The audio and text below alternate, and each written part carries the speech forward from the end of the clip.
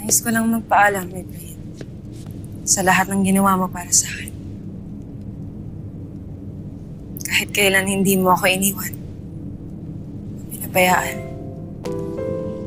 Hindi ka lang naging isang mabuting kaibigan. Ama. At gaya ng aking ama, yung Perel.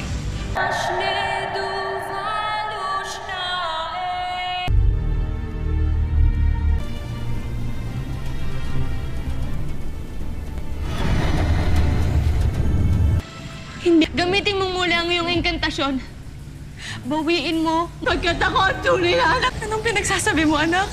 Hindi ngayon ang tamang panahon para magbiro. Hindi ako. Pagkat hindi ako katapat-tapat, iligtas mo. Perena. Ang lira.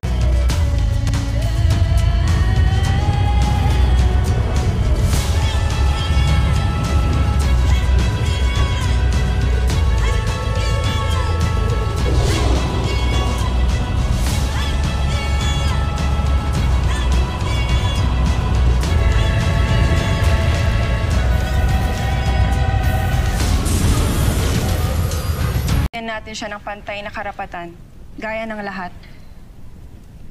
Ngunit, isang bagay na lang, Perena. Brilyante. At sa oras na madaig kita, babalik mo sa akin ang aking anak na hindi magpapatalo alang-alang sa aking anak.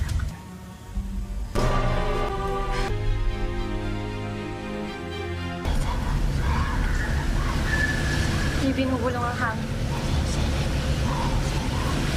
Kung ata, kausap mo nga ako.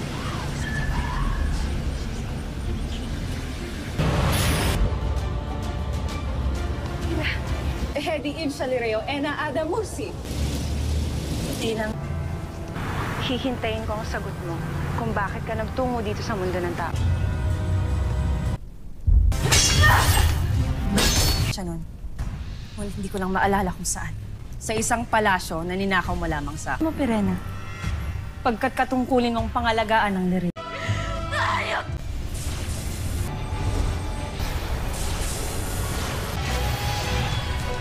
Baro, pagkat ang lirang kasama ni Perena. Kung isa ka talagang batang ligaw at tao lamang, alam ko kung saan nanggaling ang aking brilyante. Paupang makinig ka sa akin. Hindi ito mapupunta sa'yo kung hindi ka karapat-dapat. Tsaka, magagamit mo ang brilyanteng yan para tulungan akong sagipin ng Wag mo na ako sa wala.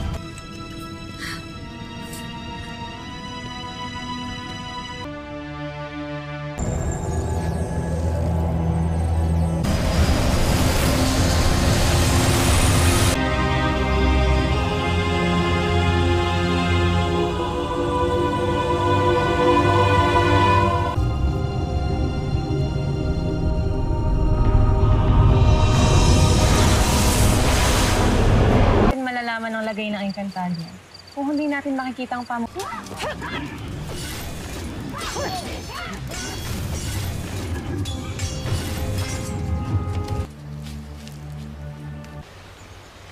Ganaya, habang kinakalaban natin ang mga hator, may nakita akong nilalang na parang multo.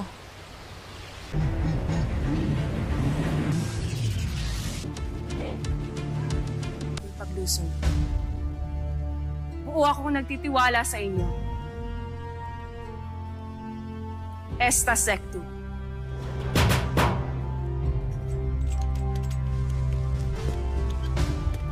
Ano nagustuhan ng asam mo kanina? Tiyap na ating kinatatakutan! Mag-alala ang aking ina. At nangako ako sa kanya, napakapalad ko at may kapatid akong katulad niya.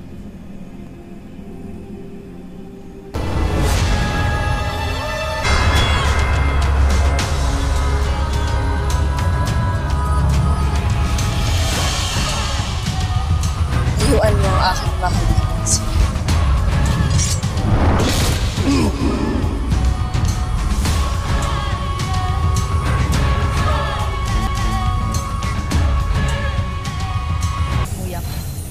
Huwag kang matakot, sinalalang na tinalo at sinumpanan ng ating batang. Gaano kakahusay? Isipin niya, hindi ko siya pinaglaban.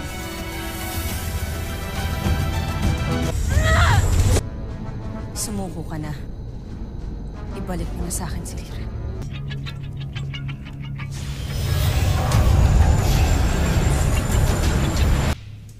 Gaya ng kanilang hari. Danaya, tama ba ako sa aking iniisip?